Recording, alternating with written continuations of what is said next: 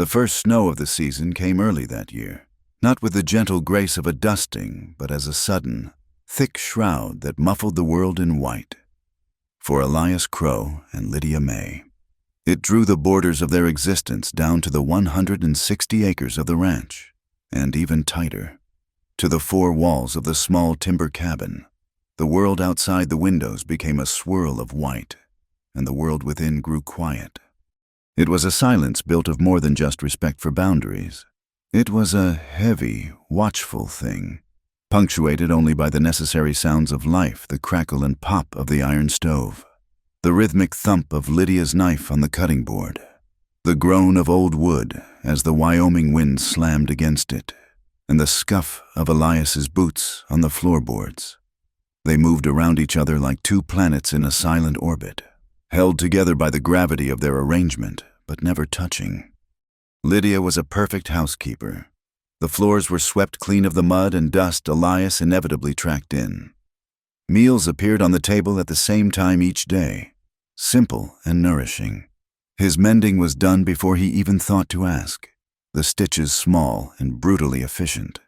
But she performed these tasks with a chilling detachment, as if she were a clockwork figure wound up and set to her duties. There was no humming, no idle chatter, no sign of pleasure in the warmth of the bread she pulled from the oven. She worked with her back to the wall whenever possible, her body angled so that the door and the single large window were always in her line of sight. She was a sentry in her own home. Elias learned her rhythms, her fears, through the small, sharp sounds of her panic. The first time it happened, a log in the stove shifted, settling with a loud thump and a shower of sparks. Lydia, who had been stirring a pot, dropped the spoon with a clatter. She didn't scream. She made a short, choked sound, and her whole body went rigid, her hand flying to her throat as if to ward off a blow. Her eyes, wide and dark, were fixed on the stove, but she wasn't seeing the fire. She was seeing something else entirely, something from a time and place that had burned itself into her memory. The terror in her gaze was so profound, so out of proportion to the event, that it made the hair on Elias's arms stand up. He said nothing, just quietly picked up the fallen spoon and set it on the counter. After that, he began to understand. He'd come in from the barn one afternoon, his mind on a weak-looking calf, and walked straight into the main room without his usual noisy routine of stomping the snow from his boots. He found her standing by the small kitchen table, a paring knife in her hand, utterly frozen. She hadn't been cutting anything. She was just holding it. The blade pointed down, her knuckles a bloodless white. Her eyes were locked on the door he had just entered. She looked like a cornered animal, ready to fight, ready to die. From that day on, Elias learned to announce his presence. He would stomp his boots on the porch with unnecessary force. He'd clear his throat loudly before his hand touched the latch. Sometimes, if he was feeling the weight of the silence particularly hard, he'd whistle a tuneless, rambling melody as he crossed the yard. These were his signals, his way of saying, "It's only me. You are safe here. I am not a threat." He never mentioned why he did it, and she never acknowledged that she noticed. But he saw the subtle unclench of her shoulders when she heard him coming, and it was enough.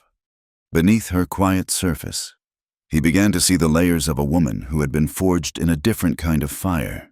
Her silence was not emptiness, it was vigilance. He saw how she'd stand at the window, seemingly gazing at the snow-swept valley, but her head would be tilted, her focus absolute. She wasn't admiring the view. She was counting the seconds between gusts of wind, measuring their strength, predicting the turn of the storm.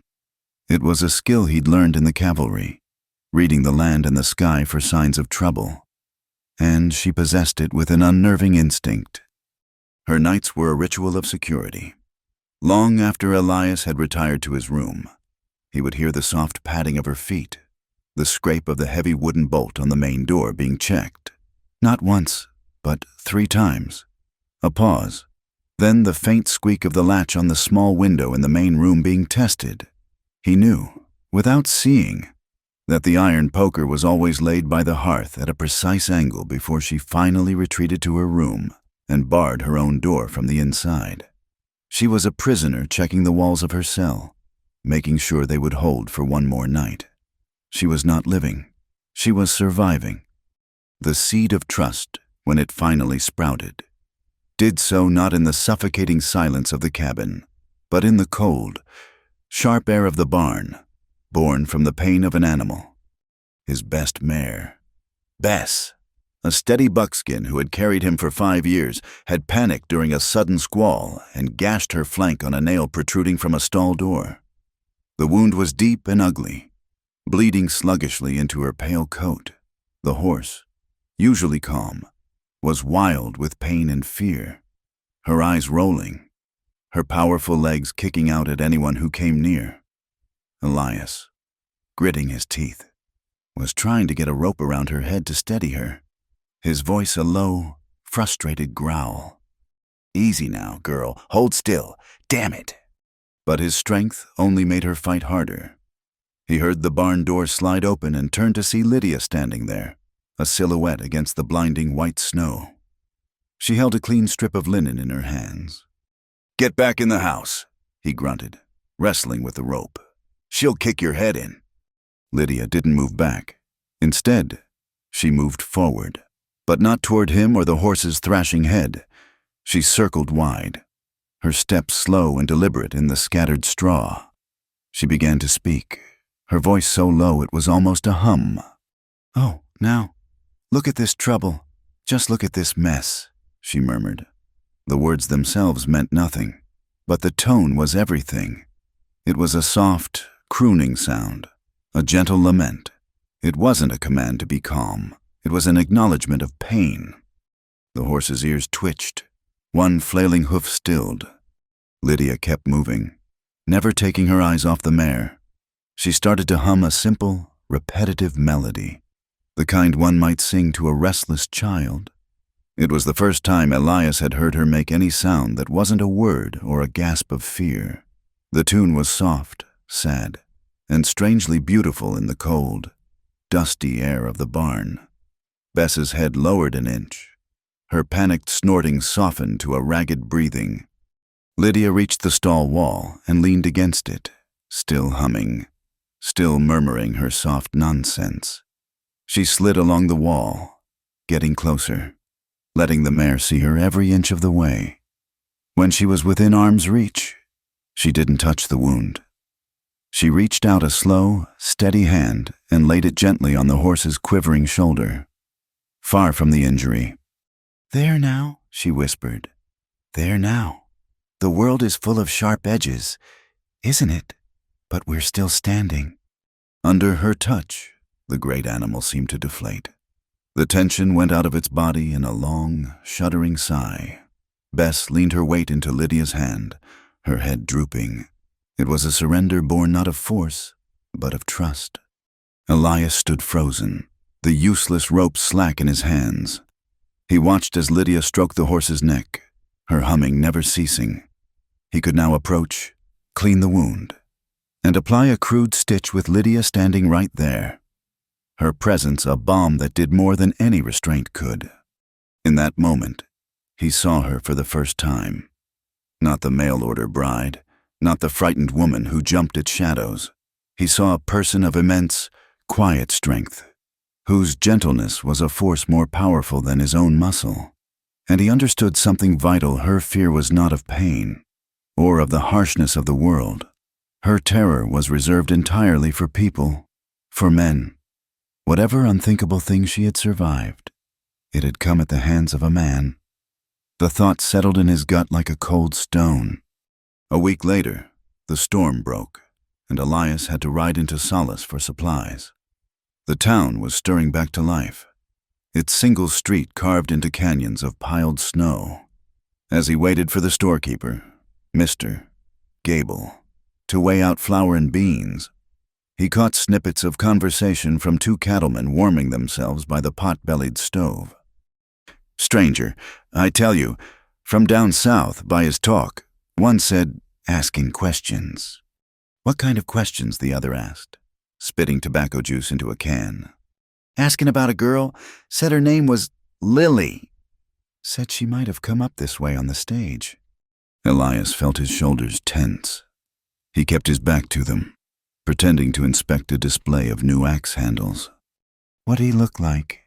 "Dressed fancy, too fancy for Wyoming in winter. Had a face like a smiling snake. Gave me a silver dollar just for listening." "Mister." Gable set a heavy sack of flour on the counter. He leaned in, lowering his voice. "You hear that? Elias fellow was in here yesterday. Asked me if I'd seen any new women in the valley. Described someone. Well, sounded a bit like your new missus. Only he used that other name. Lily." A cold dread trickled down Elias's spine. It connected everything, the terror in Lydia's eyes, her constant vigilance, the strange hairpin with the mark that had made those road agents scatter. Her past wasn't just a shadow. It was a hunter, and it was sniffing at her trail. "Can't say I have," Elias said, his voice flat. He paid for his supplies, his movements calm and measured, betraying none of the urgency clawing at his insides. He loaded his pack horse, nodded to the few townsfolk he knew, and rode out, not pushing his horse, but maintaining a steady pace that ate the miles. He didn't tell her. The words would be a poison, undoing the fragile peace of the barn, of the quiet hum that had calmed a wounded animal. To tell her would be to bring the wolf right to the door of her mind. But that night, after she had checked the bolts and retreated to her room, Elias didn't go to bed. He took his lantern out to the barn and spent an hour reinforcing the hinges on the main doors with new iron straps. He came back inside, the cold clinging to his coat, and took down his Winchester rifle from its pegs over the mantel. He methodically cleaned and oiled every piece by the low light of the fire, the metallic scrape and click of the mechanism, the only sound in the cabin. The rifle was already clean, but the ritual focused his mind. Finally, he sat at the small table with a piece of paper and a stub of a pencil. His handwriting was rough, the letters thick and functional. He wrote only a few lines. "Sheriff Pike, I need to speak with you. A man in town asking questions. It might be trouble heading for my claim. Urgently. Elias Crow."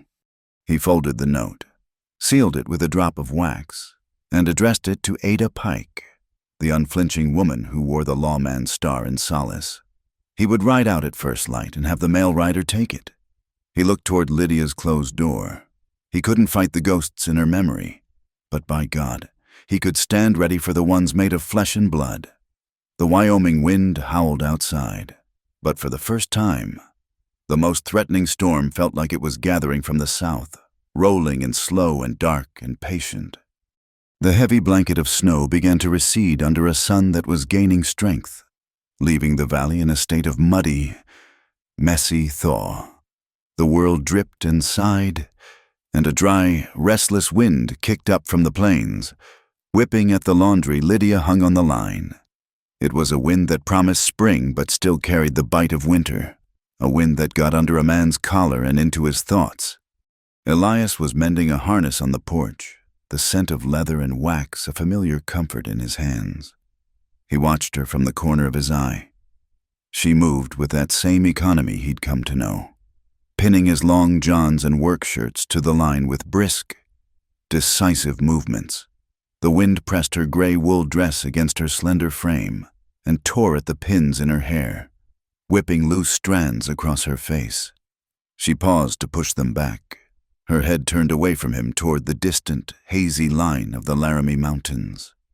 In that moment, a particularly strong gust caught the wet sleeve of a shirt she was pinning, wrapping it around her arm, as she reached up with her other hand to untangle it. The worn cuff of her own dress slid down past her elbow, baring her forearm to the pale afternoon light. Elias froze, the awl in his hand forgotten. It was not the smooth, pale skin of a woman who had spent her life indoors. Her arm was a roadmap of healed-over violence, long, silvery lines, some thin as thread, others thick and puckered, crisscrossed the flesh from her wrist to her elbow. He saw a small, round scar near the crook of her arm. the unmistakable mark of a burn, perfectly circular. Higher up, as the wind billowed the fabric of her sleeve, he caught a glimpse of her shoulder, of a different kind of scarring, a lattice of older, faded marks that spoke of ropes pulled tight, of bindings that had cut deep. It was a history written on her skin, a testament to cruelty he could barely imagine. He saw the scars his mail-order bride tried to hide and knew she'd survived the unthinkable. His first instinct was a surge of white-hot rage, a blinding impulse to find whoever had done this and erase them from the earth. His second, which followed a split second later, was a profound, aching need to protect her from his own gaze. He knew, with a certainty that settled deep in his bones, that for her to know he had seen would be a violation. Another wound laid upon the old. He forced his eyes back down to the harness in his lap, his knuckles white on the leather. He made a deliberate, slightly clumsy movement, dropping the awl so it clattered on the wooden planks of the porch. When he looked up again, as if startled by the sound, her sleeve was back in place. She was pinning the last shirt to the line, her posture as rigid as a fence post. He didn't know if she had seen him looking, and he prayed she hadn't. She finished her work, gathered the empty basket, and went back inside without a word. The cabin door closed with a soft click. Elias sat there for a long time, the wind chilling the sweat on his brow. Then he stood, not to finish the harness, but to walk to the wood pile. He picked up the heavy splitting axe, swung it high over his head, and brought it down with a force that split a thick log in two with a single, resounding crack. He worked without stopping, the rhythmic thud of the axe on wood a silent vow, a wordless promise echoing into the vast, indifferent Wyoming sky. Each swing was a blow against the men who had hurt her. Each swing was a pledge. The wind did not die down with the sun. It grew into a gale, a living thing that screamed down from the mountains and threw itself at the small cabin. It was the kind of night the old-timers called a chinook, a wind that could drive a man mad with its relentless, shrieking assault. Inside, the fire roared in the stove, but it couldn't drown out the sound of the storm. The cabin groaned, and the windows rattled in their frames. A loose shutter on the small window by the kitchen began to bang against the outer wall. It was a hollow, repetitive sound that cut through the howl of the wind. Thump, thump, thump! Elias got up to secure it, but as he reached the door, he glanced over at Lydia. She was sitting at the table, her hands clenched in her lap, her face a mask of pale stillness, but her eyes were fixed on the door, wide with a terror so absolute it made her seem like a stranger. The sound wasn't just an annoyance to her. It was a trigger. It was a fist on a door, a boot on a stair, a heartbeat of impending doom. Thump, thump, thump! Before Elias could move or speak, she shot to her feet. It wasn't a decision. It was a detonation of pure panic. She didn't make a sound. She simply bolted. She threw open the main door, heedless of the wind that tore into the room, and ran out into the roaring darkness. She ran not toward the open plains, but toward the barn, the only other shelter on the property. "Lydia!" Elias shouted, but his voice was swallowed by the storm. He grabbed his heavy coat and a lantern, his heart pounding with a cold, protective fear. He struggled to light the wick in the gale, shielding it with his body before plunging into the maelstrom. The wind nearly ripped the barn door from his hands as he wrestled it open and slipped inside. "Lydia!" he called into the dusty darkness, his lantern casting wild, dancing shadows. The horses shifted nervously in their stalls, their soft snorts audible over the wind. The air was thick with the scent of hay and animals. He found her in an empty stall at the far end. She had burrowed into a pile of clean straw, curled into a tight ball, her arms wrapped around her head as if to block out the world. She was shivering, not from the cold, but from deep, convulsive waves of memory. Elias's every instinct told him to go to her, to hold her, to offer comfort, but the image of her holding that paring knife, of the terror in her eyes when he'd startled her, held him back. To touch her now, in this state, might be the worst thing he could do. It might feel like another attack, another cage. So he simply walked to the corner of the stall, keeping a careful distance, and sat down in the straw with his back against the rough-hewn planks.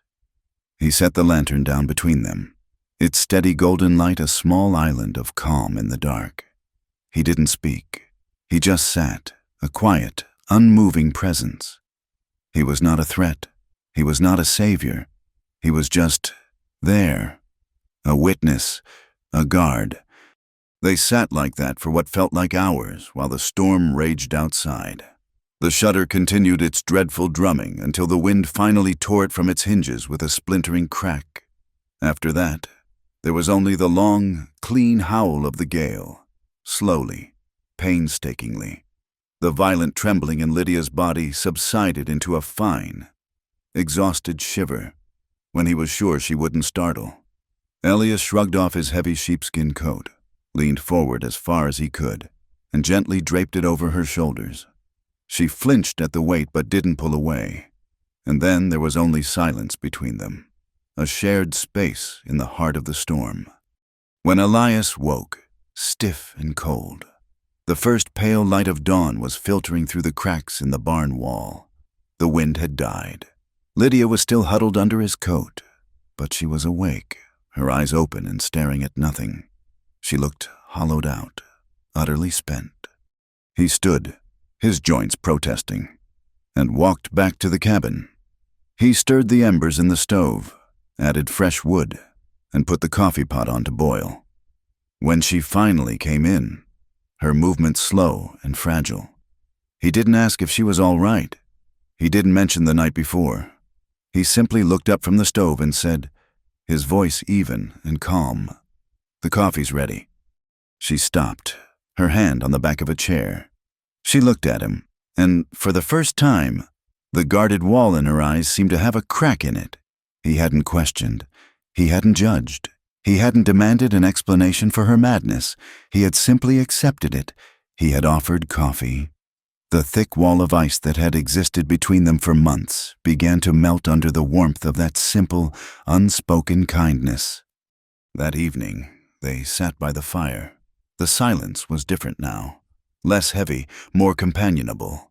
It was Lydia who broke it. "My name is not Lydia May," she said, her voice quiet but clear, directed at the flames. "It's Lydia May Stevenson." Elias looked at her, his expression neutral, inviting her to continue if she wished, but not pressing. "My family had a homestead in Kansas, Pa, Ma, and my 2 younger brothers." She paused, swallowing hard. "Horse thieves came through. They weren't content with just the horses." She didn't need to say more. The stark finality in her tone painted the picture. "I was taken, sold." The word hung in the air, ugly and obscene. "They sent me south, to New Orleans, to a place, a gentleman's theater, they called it." The bitterness in her voice could have etched glass. "That's where they gave me the name Lily May. The owner, a man named Martin Beaulieu. He liked to change things. He said a new name was a new beginning, a fresh slate." Elias thought of the fancy man in town, the one asking for a girl named Lily. The cold stone in his gut grew heavier. "He was a collector," Lydia continued, her gaze still fixed on the fire, her voice flat, as if she were reciting a story about someone else. "He collected girls. He liked to correct the spirit. He called it to break you down so he could build you back up in his own image." She unconsciously raised a hand to her jaw, her fingers tracing a faint, yellowish discoloration just below the bone, a mark that never seemed to fully fade. "He had a way of holding you. His thumb would press right here, a reminder of who you belonged to. He called it his golden fingerprint." Elias felt his hand clench into a fist, his nails digging into his palm. "I ran. Twice. The second time, I just kept going. I took a name from a gravestone, May, and bought a train ticket with the last of my money. I saw your advertisement in a paper in Cheyenne. It sounded quiet. It sounded far away. She finally turned to look at him, her eyes filled with a raw, desperate honesty. "I'm sorry I wasn't truthful in my letters." Elias didn't hesitate. He slid off his chair and knelt on the floor in front of her, so their eyes were on the same level. He didn't touch her, but his presence was a physical thing, a shield. "That was their crime, Lydia," he said, his voice low and rough with an emotion he couldn't name. "Not yours. What they did, what he did, that filth belongs to them, not you." He looked her straight in the eye, his gaze unwavering. "Here, in this house, you are not Lily May.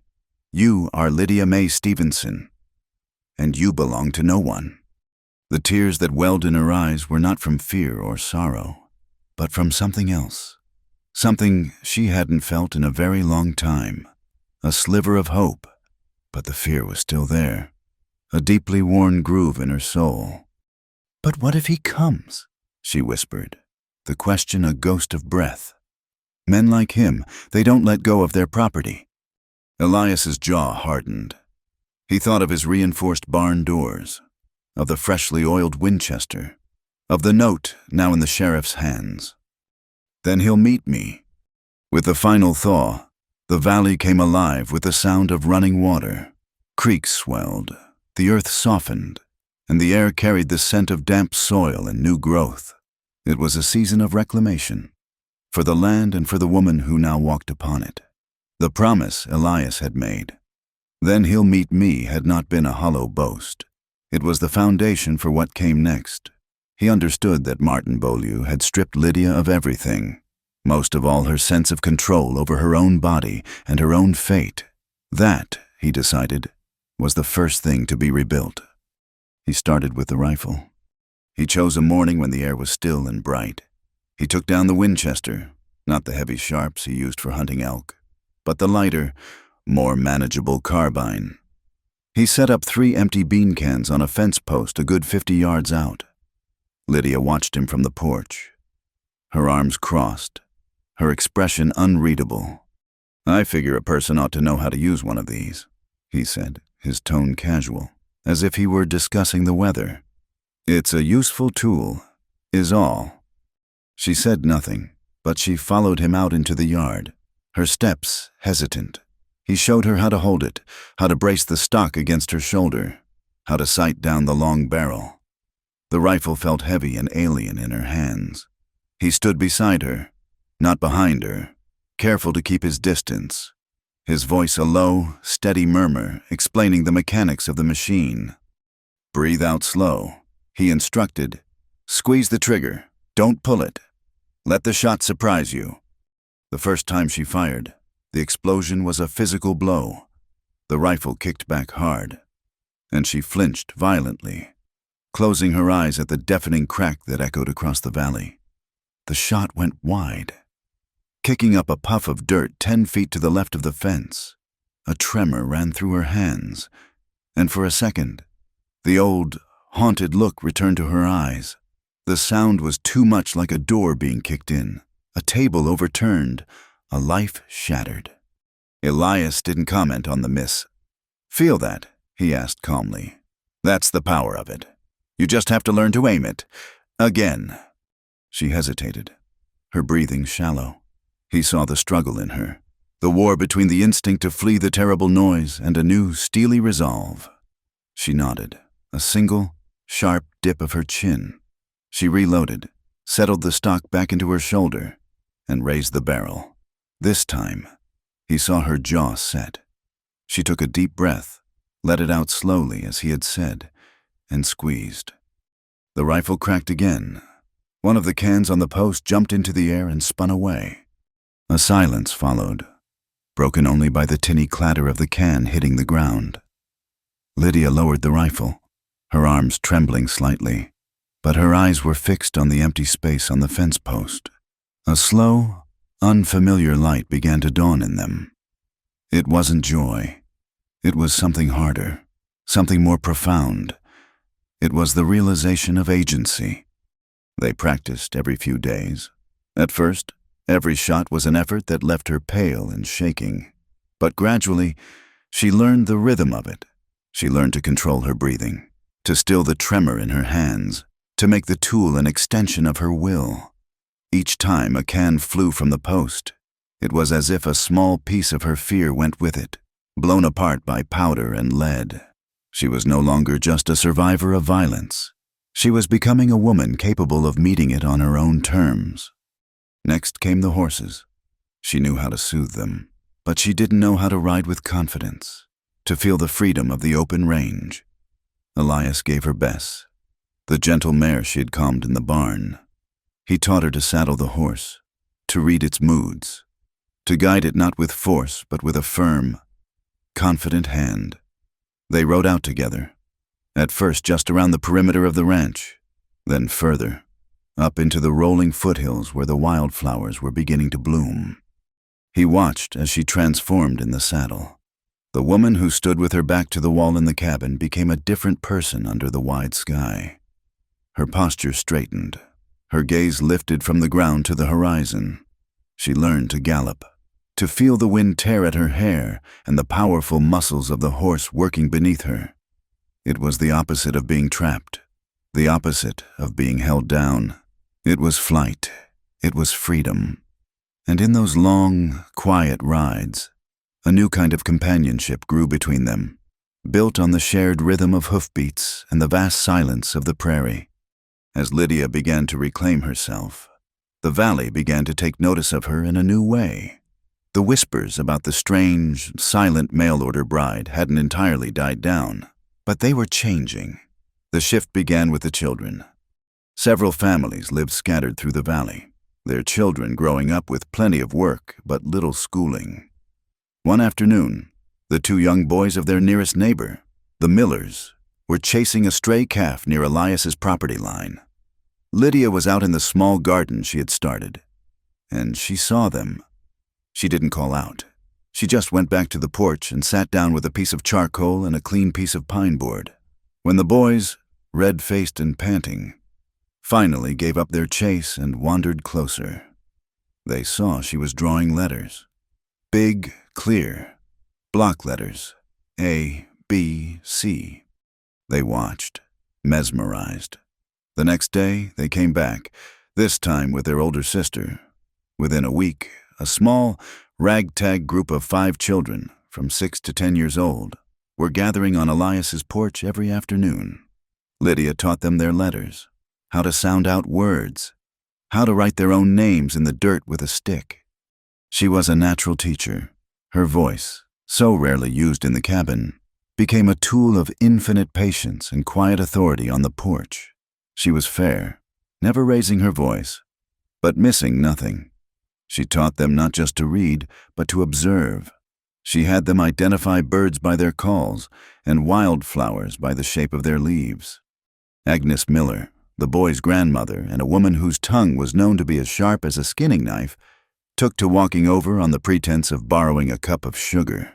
She would stand at the edge of the yard, her arms folded, her face a stern mask, and watch the lessons. She had been one of the loudest gossips in Solace, her speculations about Elias Crow's bride ranging from scandalous to sinister. One afternoon, she watched as her youngest grandson, a notoriously clumsy boy, tripped on the steps and scattered a small pile of carefully collected stones they were using for counting. He burst into tears, expecting a scolding. Lydia didn't scold. She knelt, helped him gather the stones, and said, "Sometimes things fall. We just have to pick them up again. See, none are broken." Agnes Miller turned and walked home without her sugar. The next day, she sent her grandson over with a basket containing a freshly baked apple pie. The gossip in the valley began to die, replaced by a grudging, then a genuine respect. The woman on Crow's claim wasn't just a bride, she was the teacher. The love that grew between Elias and Lydia was like the prairie grass. It didn't announce itself with bright blossoms, but spread its roots deep and quiet, tenacious and true. It was in the way he started leaving a bucket of warm water on the porch for her to wash up after her lessons, and the way she started mending the small tears in his shirts with a softer, less severe stitch. It was in the evenings they spent on the porch, watching the sky bleed purple and orange behind the mountains, sharing a mug of coffee. They talked, not about the past, but about the present. He told her about the hailstorm that had flattened his first corn crop. She told him about a red-tailed hawk she'd seen that afternoon, hunting over the creek. They shared slices of Agnes Miller's pie, the silence between them no longer a wall of fear, but a comfortable space of shared peace. He found himself listening for the sound of her footsteps and the sight of her sitting in his mother's old rocking chair, a book in her lap, made the cabin feel more like a home than it had since his first wife had passed. It was a slow, gentle healing for both of them. The peace was shattered by the arrival of the mail rider. He was a young, lanky boy who rode the route twice a week. He handed Elias a small packet of letters and a folded, sealed note. Elias recognized the strong, clear handwriting immediately. Sheriff Ada Pike. He waited until the rider was gone before he opened it, his back to the cabin where Lydia was sweeping the porch. His hands, usually so steady, felt clumsy as he broke the wax seal. The note was short and to the point. Elias, it has begun. A letter arrived from my office by way of the territorial marshal. It is from a New Orleans attorney representing a Mr. Martin Beaulieu. It formally claims the return of absconded property, identified as a woman named Lily May, who he alleges is under contract to him. He includes a copy of a bill of sale, properly notarized in Louisiana. I have replied that Wyoming territory does not recognize such contracts and the woman is not here. But this is a delaying tactic. He knows she is here, or he wouldn't have sent this. He is a man of means, and he is using the law. Be prepared for a circuit judge. Some of them are more persuaded by the color of a man's money than the letter of the law. I will stand with you, but this will be a fight. Burn this letter. Ada. Elias read the note twice, then a third time, the words burning themselves into his mind. Absconded property, bill of sale. The sheer, cold arrogance of it stole his breath. Beaulieu wasn't coming with thugs and guns. Not yet. He was coming with lawyers and documents, cloaking his evil in the guise of legal ownership. It was a more insidious, and perhaps more dangerous, attack. He slowly crumpled the note in his fist, walked to the still glowing embers of the morning cook fire, and dropped it in. He watched until it was nothing but black, curling ash. Lydia had finished sweeping and was watching him, her eyes questioning. "News from town?" she asked, her voice quiet. Elias turned, forcing a calm he did not feel into his expression. "Just the sheriff," he said, his voice even. "Warning of rustlers working the next valley over. Wants folks to be watchful." It was a lie, but it was a necessary one. It was a shield. The time for her to face this was coming. He knew, but it wasn't now. Now was for preparing.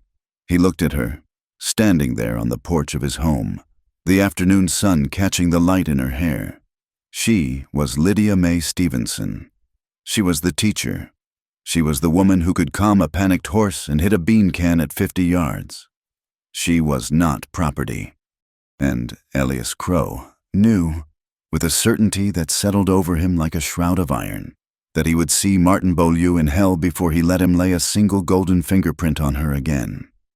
The summons came on a Tuesday, delivered by a grim-faced deputy from Solace, a circuit judge. A man named Callahan had arrived in town and would be holding court. The matter was a property dispute. Elias was to present himself, and the property in question at the Grand Saloon at 2 o'clock the following day. The lie Elias had told Lydia, the shield he had tried to hold up, had dissolved. He read the summons aloud to her on the porch, the official paper trembling slightly in his hand. She listened without expression, her face pale but her eyes steady. The terror he had expected to see was absent, replaced by a cold, brittle calm. She had been waiting for this day for months. The hunter had finally stepped out of the shadows. "I will not be tried in a saloon," she said, her first words after a long silence. Her voice was quiet but held a core of steel. "It's how it's done out here sometimes," Elias explained gently. "No proper courthouse. The saloon is the biggest room in town." "I know," she said, her gaze distant. "I have been in rooms where men decide the fate of women before. This time, I will not be hidden in the back." She looked at him, her eyes clear and resolute. "I will wear my best dress." They rode into Solace the next day under a high, unforgiving sun. Elias rode his sturdy gelding, the Winchester in its scabbard, his colt heavy on his hip. Lydia rode Bess, her back as straight as a rifle barrel. She wore a simple dark blue dress she had sewn herself, clean and neatly pressed. Her hair was pinned up tightly.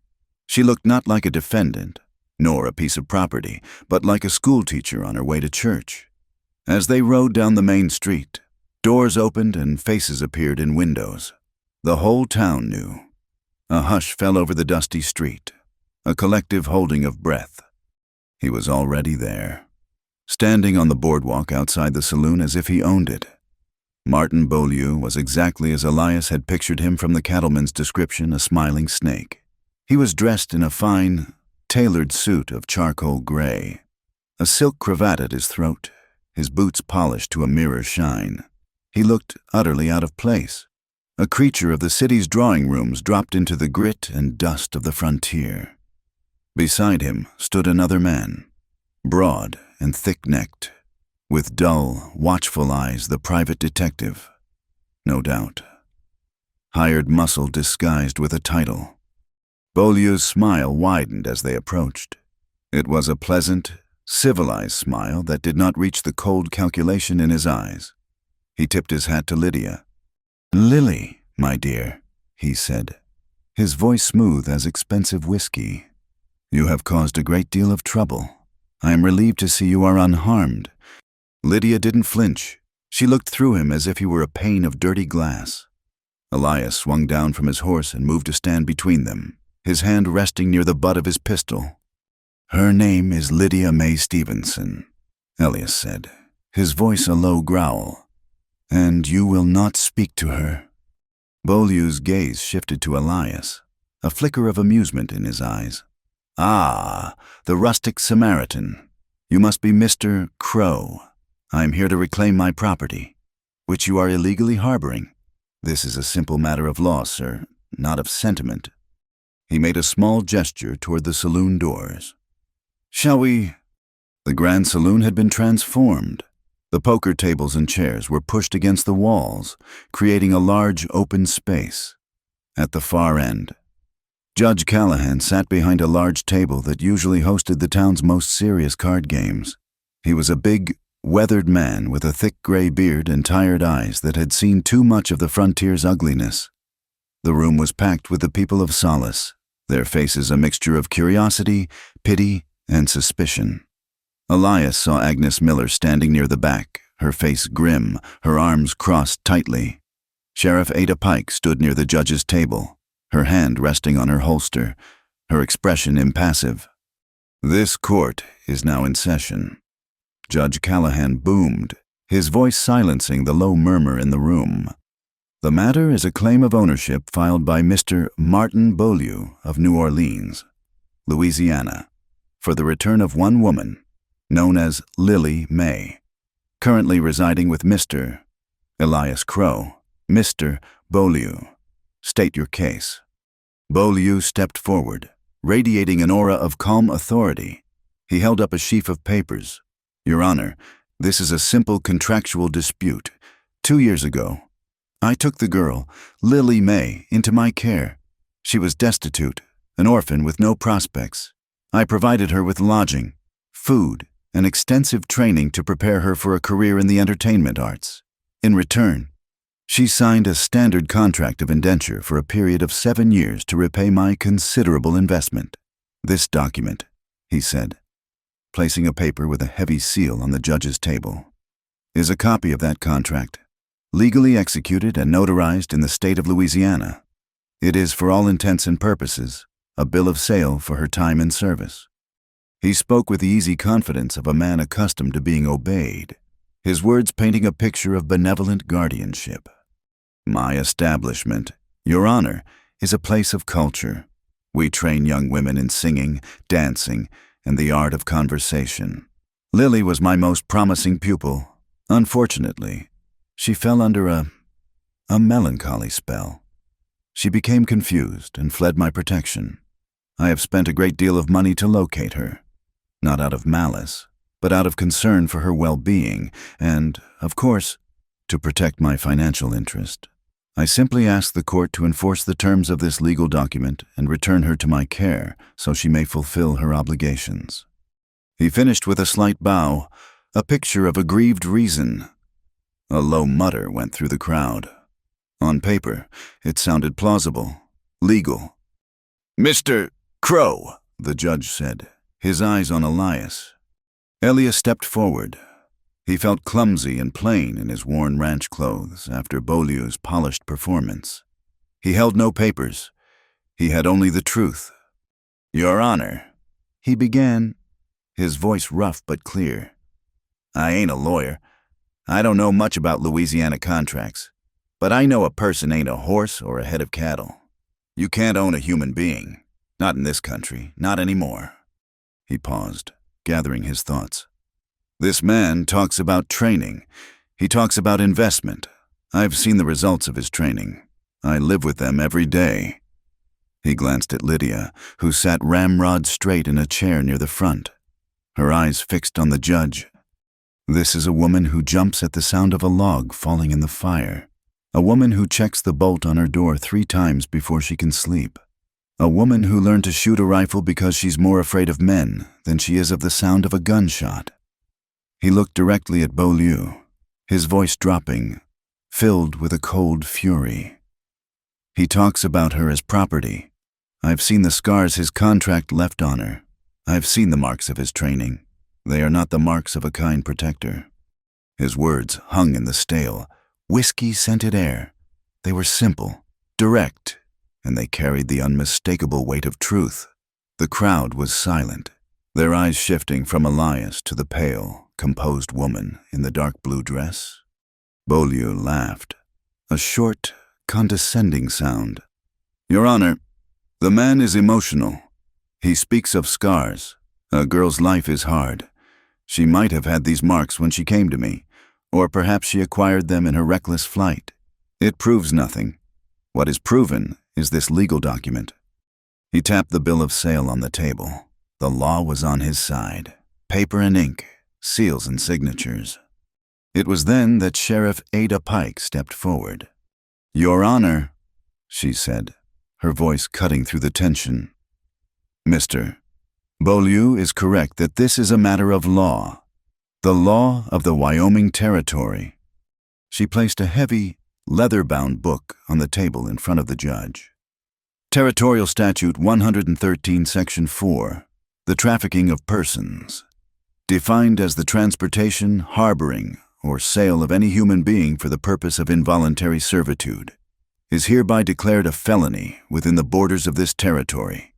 Any contract, bill of sale, or indenture executed for such purpose shall be considered null and void. She let the words sink in. "Louisiana law may be one thing, Your Honor, but we are in Wyoming, and here we do not recognize a man's right to own another." Beaulieu's smile finally faltered. A flicker of anger crossed his face before he smoothed it over. "A charming local custom, Sheriff, but my contract was for employment, not servitude. The girl was free to leave at any time, once her debt was paid." "Was she?" Ada's voice was sharp as ice. "I have here a sworn affidavit, sent to me by a marshal in Cheyenne. It is the testimony of another young woman, by the name of Maggie Dunn." Ada's eyes found Beaulieu's, and held them. She was also a pupil at Mr. Beaulieu's establishment. In her statement, she describes being locked in her room for days at a time. She describes the use of straps and whips for discipline. She describes how Mr. Beaulieu corrects the spirit of girls who disobey. Every eye in the room was now on Martin Beaulieu. The mask of civility was cracking, revealing the predator beneath. "Lies," he hissed. "The ravings of a hysterical, ungrateful girl." Judge Callahan had been listening to it all, his face like a stone carving. He picked up the bill of sale, the legal document upon which Beaulieu had based his entire claim. He read it slowly, then looked at Beaulieu. He looked at Elias. Finally, his gaze rested on Lydia. He saw not property, not a defendant, but a human being who had endured hell and was now fighting for her right to exist.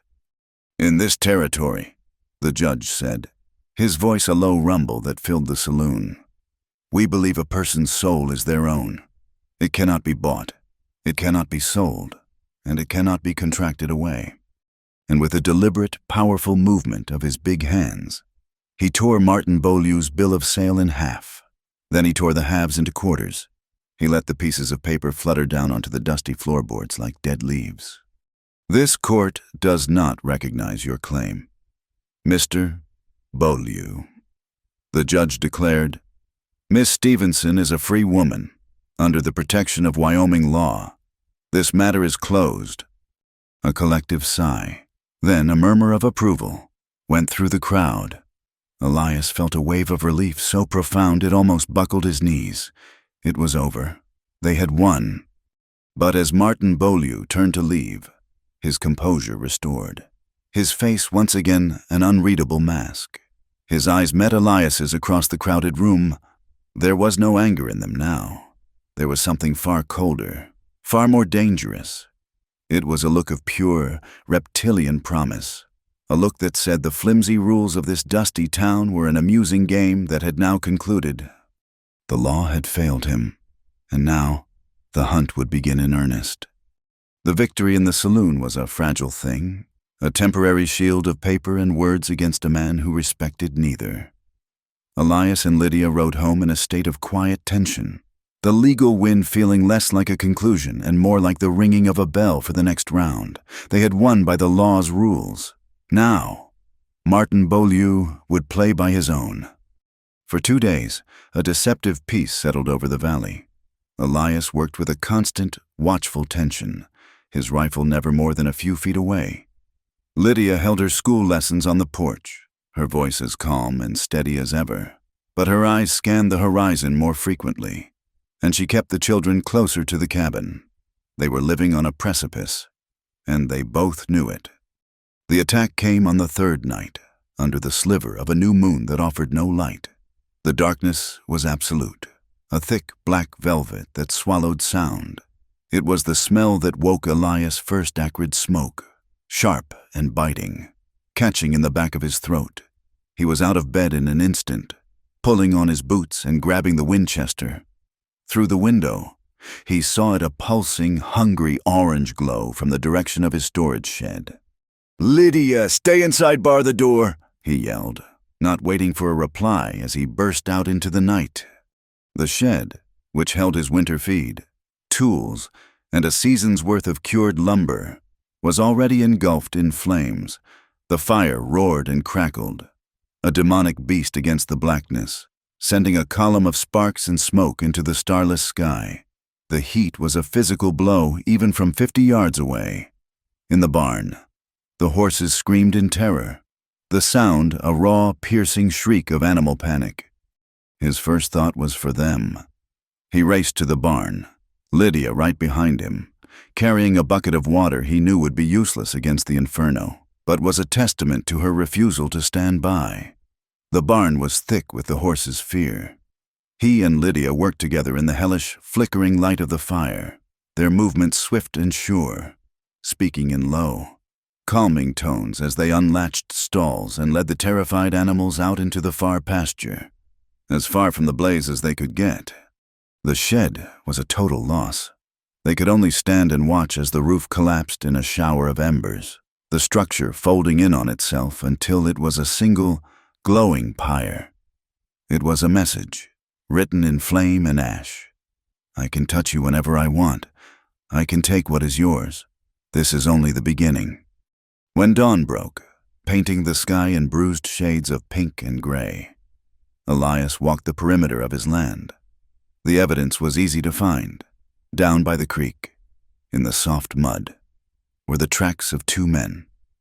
One set was from expensive, city-made boots. The other, broader and heavier. Beaulieu and his hired muscle. They had been watching, waiting, choosing their moment. Sheriff Ada Pike arrived by mid-morning, her face set in grim lines as she surveyed the smoldering ruins. "This is his answer to the law, Elias," she said, dismounting. "He won't stop." The three of them stood by the porch, a council of war. "He wants to scare us," Elias said, his voice hard. "Wants to burn me out, leave Lydia with nowhere to go. Then he'll just pick her up from the ashes." "He's expecting you to ford up here. Wait for him to make the next move," Ada added, her sharp eyes scanning the hills. "A siege. But you can't win that. He can wait forever." "We need to turn the tables. We need to make him come to us, on our terms." She pointed north, toward a jagged break in the mountains. "Devil's Notch," she said. "It's a box canyon, one way in, one way out. The walls are steep, all loose shale and rock. A man who doesn't know the terrain could get trapped in there easy." The plan formed quickly. They would make it look like Elias was running, packing up and heading north with Lydia. Taking the trail that led straight through the notch, they would lure Beaulieu and his man in, then trap them. Ada would circle around, coming up behind them to cut off their escape. "No," Lydia said. The word was quiet, but it stopped them both cold. She had been listening, her face pale but composed. "You're not leaving me out of this. You're not hiding me away." "Lydia, it's too dangerous," Elias started, but she cut him off. "What he did to me. It was in a place where I had no choice, no power. He locked me in rooms, and I was helpless. I will not be put in another room, even for my own safety, while other people fight my battle."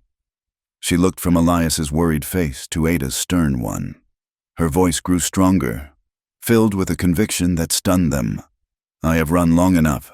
This is my fight. I will be there." There was no arguing.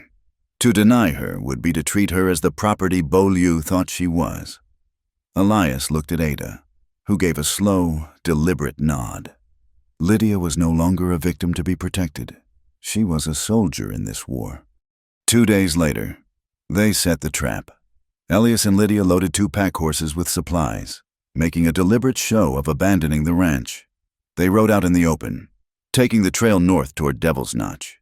They knew they were being watched. They could feel unseen eyes on their backs from the surrounding ridges. Ada had left the day before, her official story being that she was riding circuit to the north. Instead, she was circling, positioning herself at the mouth of the canyon, hidden and waiting. Devil's Notch was aptly named.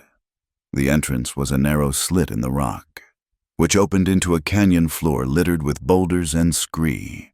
The walls rose hundreds of feet on either side, sheer and unstable. The wind howled through the passage, a mournful, lonely sound that sent loose pebbles skittering down the slopes.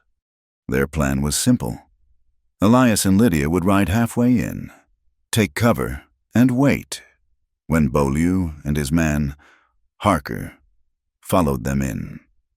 Ada would trigger a small rock slide to block the entrance, trapping them.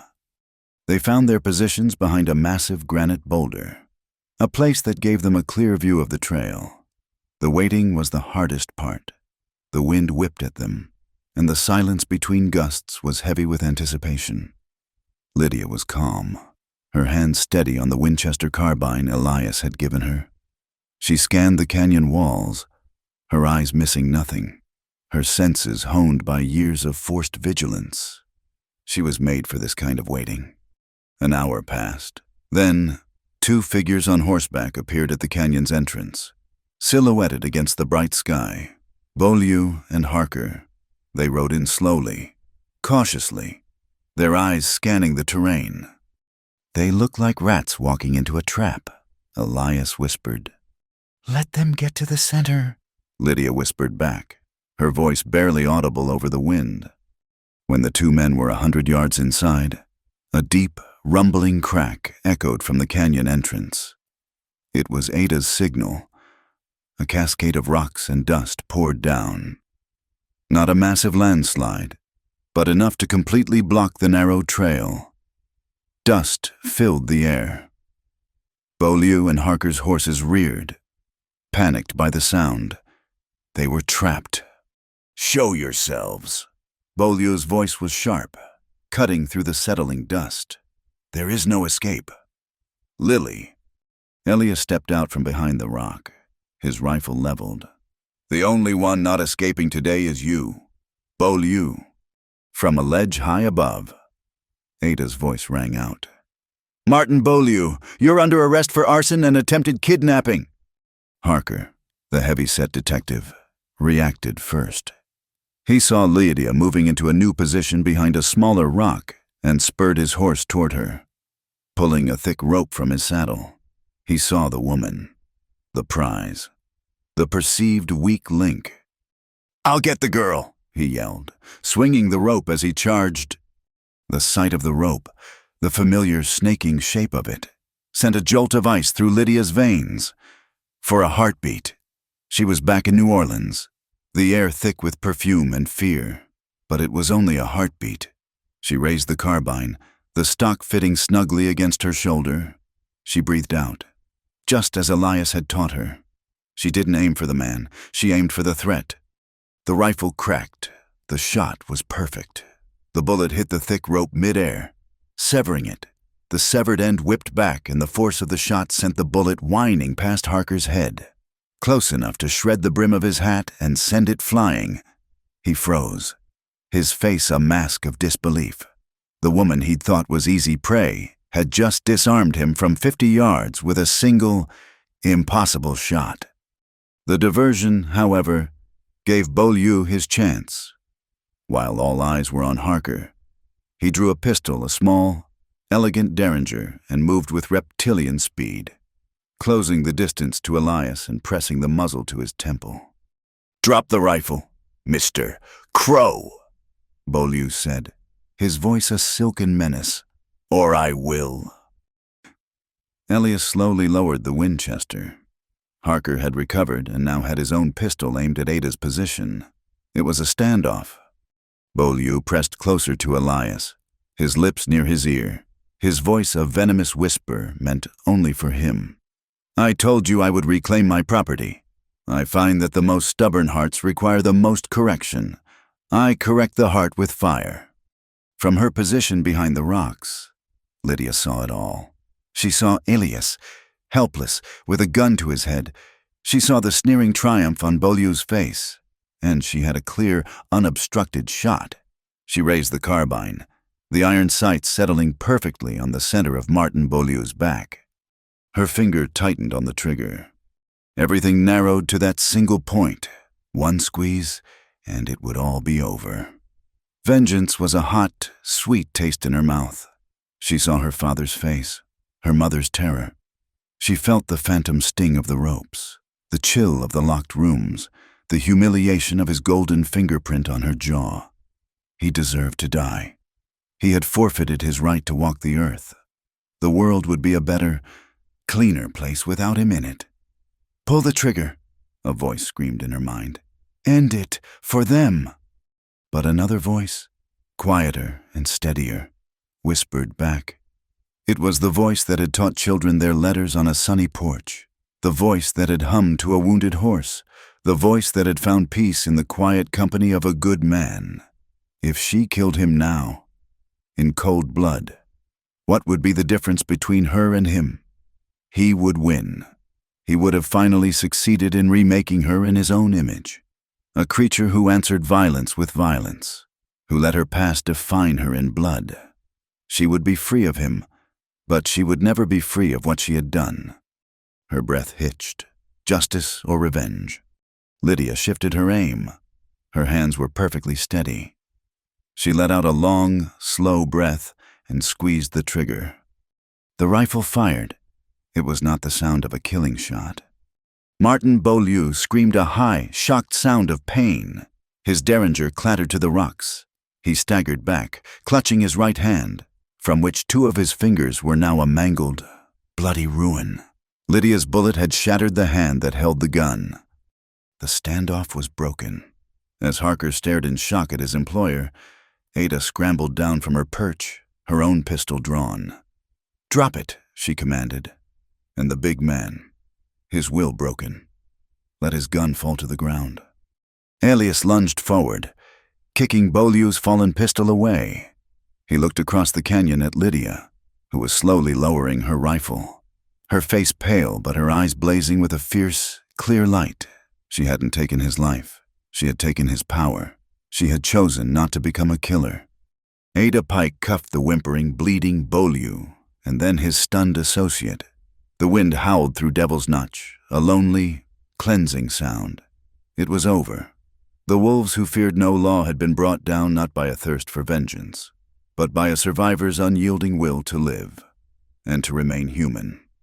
The ride back from Devil's Notch was a slow, deliberate procession. It was nothing like the tense, hurried journey out. Ada Pike rode in front, leading two horses on a rope. On one was Martin Beaulieu, slumped in the saddle, his shattered hand wrapped in a bloody bandage, his fine suit now covered in dust and grime. On the other sat Harker, his face a sullen mask of defeat, his hands bound in front of him. Elias and Lydia rode side by side behind them, a silent rear guard. The wind had died down, and the silence in the canyon was profound, broken only by the clop of hooves on stone and the chink of metal. Elias glanced at Lydia. The exhaustion was plain on her face, but the brittle, haunted look that had been her constant companion was gone. In its place was a deep, quiet strength, as solid and enduring as the ancient rock formations that surrounded them. She had faced her monster and had not become one. She had chosen justice, and in doing so, had truly freed herself. When they reached the mouth of the canyon, the makeshift rock slide had been partially cleared by two deputies Ada had summoned. As they emerged into the open valley, the late afternoon sun felt like a benediction. The deputies took charge of the prisoners, their faces grimly professional as they secured Beaulieu and Harker for the journey back to the territorial jail in Cheyenne. What he did here, arson, attempted kidnapping, that's enough to put him away for a long time in this territory, Ada said to Elias, watching her deputies work. But what he did to those girls, that's a different kind of crime. Harder to prove. Maggie Dunn's testimony will help, Elias said. Ada nodded. It will. And now that he's caught, maybe she won't be the only one. Her words proved prophetic. The news of Martin Beaulieu's arrest, a wealthy and influential man from New Orleans brought down in a Wyoming canyon, traveled faster than a stagecoach. Ada sent telegrams to marshals in Cheyenne and as far south as Texas. Within a week, the story had spread, and the whispers started. Harker, the detective, faced with a long prison sentence as an accomplice, chose self-preservation. In a detailed confession given to Sheriff Pike, he laid bare the bones of Beaulieu's network. It was a sordid enterprise that stretched from the docks of New Orleans, through the dusty cattle towns of Texas, and into the lawless territories. He described how Beaulieu used legal indentures and bills of sale to give his operation a veneer of legitimacy, how he targeted desperate orphaned girls, promising them a better life and trapping them in a gilded cage. Harker gave them names of other theaters, names of men who bought and sold human beings as if they were livestock. And then, the victims began to find their voices. Maggie Dunn, hearing that Beaulieu was finally behind bars, agreed to travel to Cheyenne to testify in person. Her testimony, raw and powerful, painted a horrifying picture of his cruelty. Then a letter arrived for the territorial marshal from a woman in Austin, another of Beaulieu's pupils, who had escaped years ago and had been living in fear ever since. A third woman, who had been sold to a saloon owner in a Texas border town, was found and freed by the Rangers based on Harker's information. Lydia's stand in Devil's Notch had not just saved herself, It had started an avalanche that was burying a monster and freeing others she would never even meet. But while the wheels of justice turned slowly in the wider world, the heart of the story was in the small, quiet acts of healing back in the valley. The burned-out shell of the shed was a dark scar on the land, a constant reminder of the violence that had visited them. Elias knew he had to rebuild it, not just for the practical need of storage, but for the symbolic act of erasing that scar. He expected to do it alone. He was sawing new beams from the timber he'd cured when he heard the sound of a wagon. It was Mr. Gable, from the general store. His wagon loaded with fresh lumber. "Heard you had some trouble," Gable said, climbing down. "Figured you could use this. Can't have a man's hard work going up in smoke. It ain't right." He wouldn't accept any money. Call it a community investment. He wasn't the last. The next morning, 2 of the cattlemen who had been in the saloon came by, hammers in hand. They didn't say much, just nodded at Elias and got to work. By noon, 3 more ranchers had arrived, and then Agnes Miller came. Not with a hammer, but with a huge basket filled with fried chicken, cornbread, and 2 large jugs of cold buttermilk. She found Lydia by the garden, watching the men work, a look of quiet wonder on her face. "A man can't raise a barn on an empty stomach," Agnes said, her tone as practical as ever, but her eyes were soft. She looked at the smattering of children who had gathered to watch, their lessons implicitly canceled for the day. And a teacher needs her strength. The community, which had once whispered about Lydia in suspicion, was now rebuilding her home. They had seen her ride into town, not as a victim, but as a woman of courage. They had heard the story of the trial, of her stand in the canyon. She was no longer the strange mail-order bride. She was one of them. She was the teacher, their teacher. Lydia and Agnes worked together, laying out the food on a blanket in the shade. The men came, wiping sweat from their brows, and ate with the hearty appetites of hard labor. The air was filled not with whispers and tension, but with the sound of saws, the rhythmic bang of hammers, and easy, quiet conversation about cattle prices and the weather. Elias watched Lydia moving among them, refilling a glass, offering a piece of chicken, and he saw a new light in her. The guarded, watchful tension was gone, replaced by a gentle confidence. She belonged. It took them 2 days to raise the new shed, stronger and better built than the last, as the men packed up their tools and headed for home, leaving behind the clean, sharp scent of fresh-cut pine. Elias and Lydia stood together, watching the last of the sunlight paint the new wood in shades of gold. The cabin was a mess of displaced items that had been hastily moved from the shed. That evening, they worked to put things back in order. Elias carried in the heavy tools, while Lydia sorted through linens and other household goods. He came across his mother's old star quilt, the one he had given Lydia for her room. It was dusty but unharmed. "Here," he said, holding it out. "This should go back on your bed." She took the heavy quilt, her fingers tracing the intricate, hand-stitched stars. She walked into her small room, the former sewing room, and spread it over the narrow bed. Elias stood in the doorway, watching. The room, once a symbol of their formal, distant arrangement, now felt different. Lydia smoothed the last wrinkle from the quilt. She turned and looked at him, her expression serious. She walked toward him, stopped just in front of him, and reached out, taking his rough, calloused hand in both of hers. Her touch was warm and sure. "I'm not a guest anymore, Elias," she said, her voice soft but firm, her gaze locked with his. "I'm not just staying here." She took a breath, the words a quiet declaration of everything that had changed between them. "This is my home." He felt the truth of her words resonate deep within him. He looked down at their joined hands, her small, slender fingers laced with his. He squeezed her hand gently.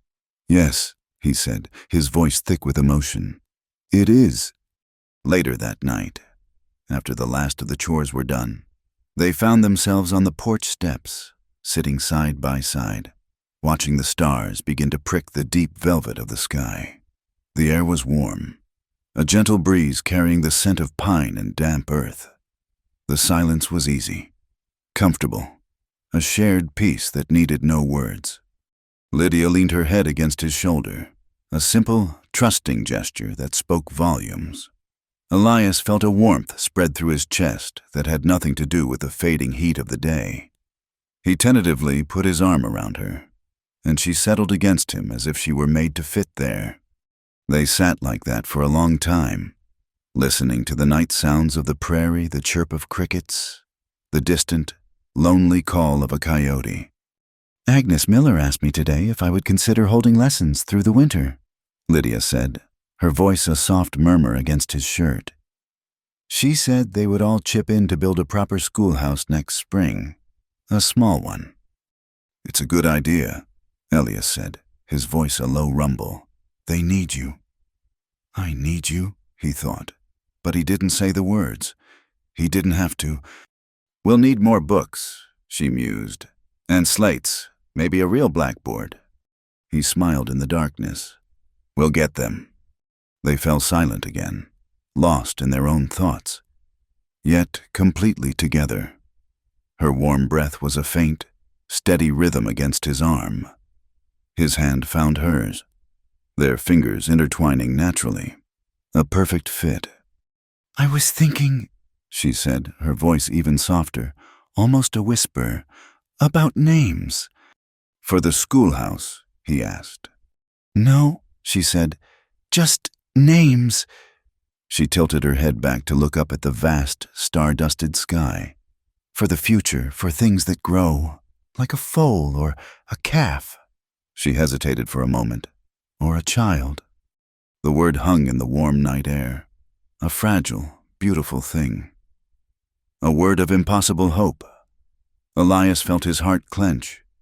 He thought of his first wife, of the child they had never had, of the deep well of grief he had carried for so long, and he felt it finally begin to heal, filled by the quiet strength of the woman beside him. He lifted their joined hands and pressed a gentle kiss to her knuckles. Faith, he whispered into the darkness, the name a promise and a prayer. I've always liked the name Faith. The summer that followed was one of gentle warmth and long, sunlit days.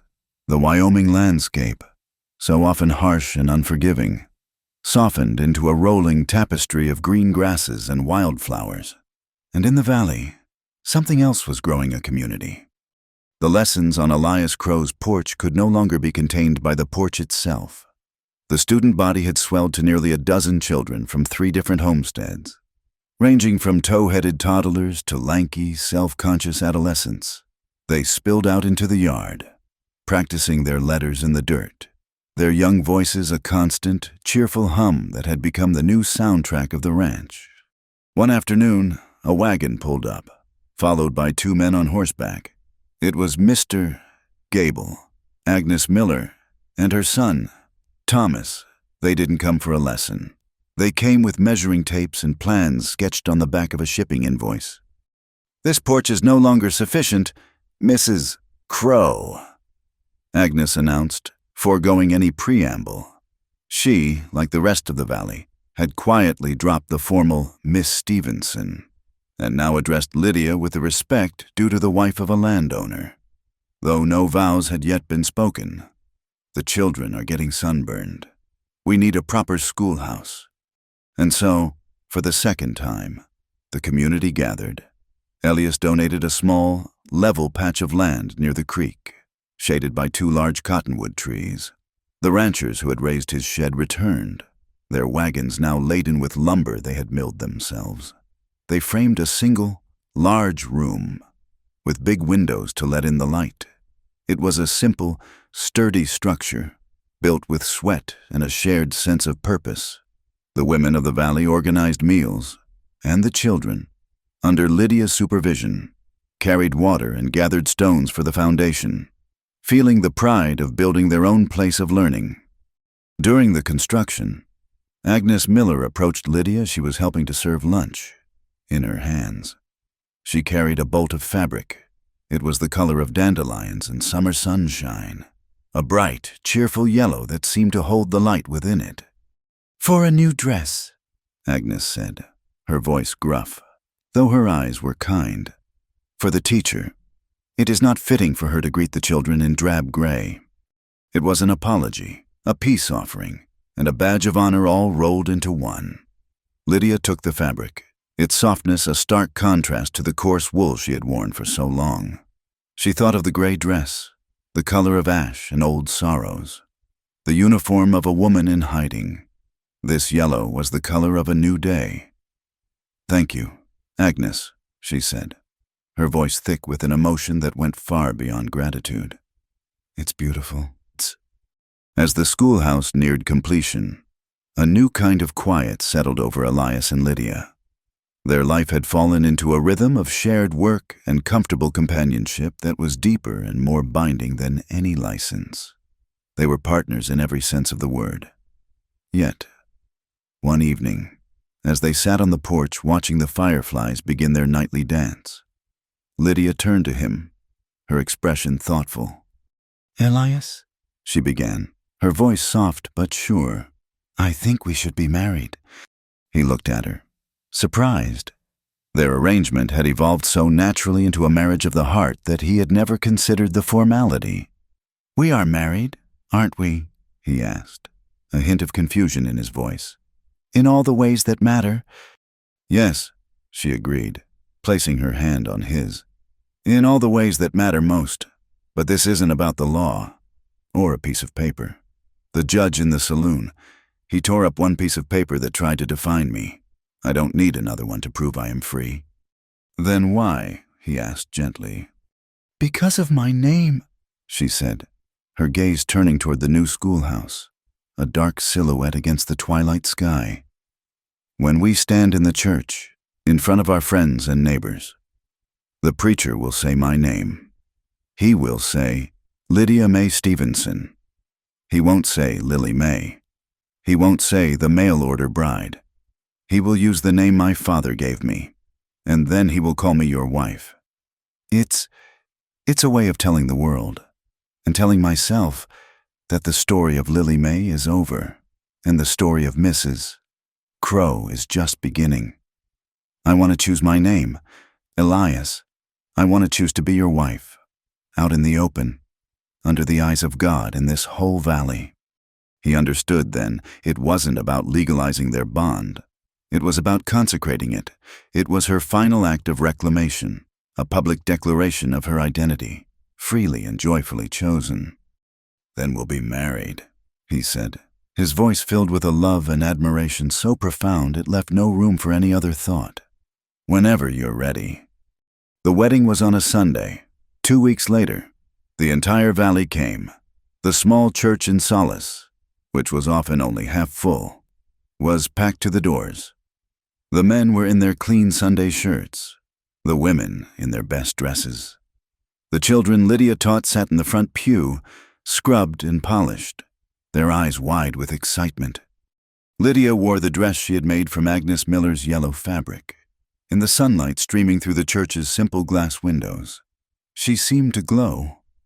Elias, standing at the altar in a new shirt and his best trousers, thought he had never seen anything so beautiful in his life. She walked down the aisle alone, her head held high, her steps firm and sure. When she reached the front, she took Elias's hand, her smile radiant. The old preacher, a kind man with a gentle voice, began the service.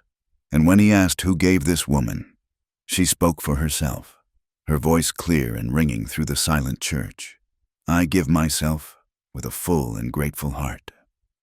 The vows they exchanged were simple, traditional words, yet they carried the weight of all they had endured. And when the preacher finally said, "I now pronounce you man and wife," a cheer went up from the congregation that rattled the windows. He was Mr. Crow, the rancher, and she was Mrs. Crow, the teacher. Their story was now woven into the fabric of the valley itself. Life flowed on, as peaceful and steady as the creek that ran past the new schoolhouse. The summer days shortened into the crisp, golden afternoons of early autumn. The harvest was good, and the pantry in the cabin was full. One afternoon, Lydia and Elias were walking through the high pasture, checking on the cattle. The grass was dry and fragrant, smelling of sun and earth. They stopped at the crest of a hill that overlooked their entire claim, the sturdy cabin with a thread of smoke rising from its chimney, the new, unpainted wood of the shed and schoolhouse, the barn, and the horses grazing peacefully in the corral. It was a kingdom of peace, built from ashes and hope. Lydia was quiet, her hand resting on her stomach. She turned to Elias, a soft, secret smile playing on her lips. She took his hand, the one that had held a rifle to defend her, the one that had helped build her a home, and placed it gently on her belly, over the warm wool of her dress. Elias, She whispered, her eyes shining with a light he had never seen before. I was thinking about that name again, the one we talked about. He looked at her, his heart beginning to beat a little faster, a slow, dawning comprehension on his face. Faith, she said, her voice catching slightly. I think she's here. He felt a faint, barely perceptible flutter beneath his palm, a tiny, secret message from a new life just beginning. All the words he might have said caught in his throat. He simply stared, his eyes moving from her radiant face to the place where his hand rested, a place that now held the entire future. He knelt in the tall grass, his rough rancher's hands so gentle on her, and pressed his forehead against her. Overwhelmed by a wave of joy so pure and powerful, it felt like a prayer. He had thought his life for loving and building was over, but it was just beginning again. As the sun began to set, they walked back to the cabin, hand in hand. The sky was awash in streaks of violet and deep orange, the peaks of the Laramie Mountains turning a deep, bruised purple in the fading light. From the window of their home, a warm, golden light glowed, a beacon of safety and love. The high plains wind began its nightly song, sweeping down through the valley. It was the same harsh, relentless wind that had once echoed the terror in Lydia's soul, the one that had made the shutter thump like a fist on the door. But now, it was just the wind. It was the sound of home. It carried the scent of pine and the promise of rain. It was the breath of the wide, open land where they had built their life. Elias pulled his wife close, his arm around her shoulders, and looked at the small, glowing cabin that held all his happiness. He had sent for a bride to ease his loneliness, to help run his home. He had thought he was offering her a sanctuary. He realized now, with a clarity that settled deep in his soul, that in saving her, he had also been saved. Thank you for listening to this story. I'd love to know where you're listening from, so please leave a comment below to connect and share your thoughts. If you enjoyed it, please subscribe to my channel, Wild West Night, like the video, and consider giving your support by hitting the hype button to help this story be heard by more people.